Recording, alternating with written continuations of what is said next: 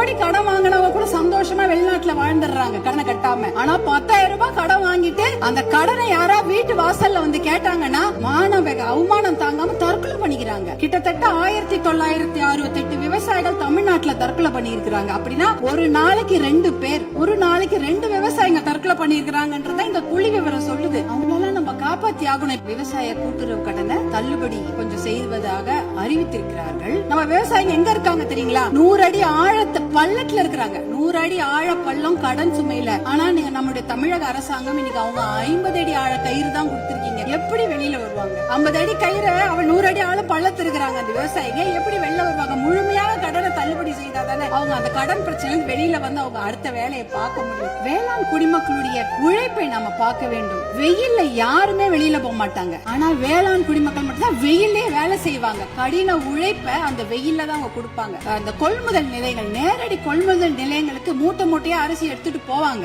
ஆனா ஒரு கொள்முதல் நிலையங்கள்லயும் ஒரு நாளைக்கு இவ்வளவுதான் அரிசி எடுத்துக்க முடியும், இவ்வளவுதான் மூட்டை எடுத்துக்கொள்ள முடியும் என்ற அளவுகோல் இருக்கும். ஆனால் அந்த அளவுகோலுக்கு மேல ஆயிடுச்சுன்னா அந்த மூட்டையை வச்சுட்டு வெயிலையும் மழையிலயும் அங்கேயே இருக்கணும். அது என்னவானாலும் சரி, மூட்டையை அவங்க நிலத்துல இருந்து எடுத்துட்டு போயிட்டாங்கன்னா தனியார் அந்த கொள்முதல் நிலையங்கள் வாசல்லே படுத்து கிடப்பாங்க. மழை பெஞ்சிச்சுன்னா அந்த மூட்டையெல்லாம் உள்ளே முளைச்சிடும், கெட்டு போயிடும். இப்படி எத்தனையோ சிரமங்களை மீறி தான் அவங்க நம்மளுடைய உணவு மேசைக்கு சாப்பாடு கொண்டு வராங்க.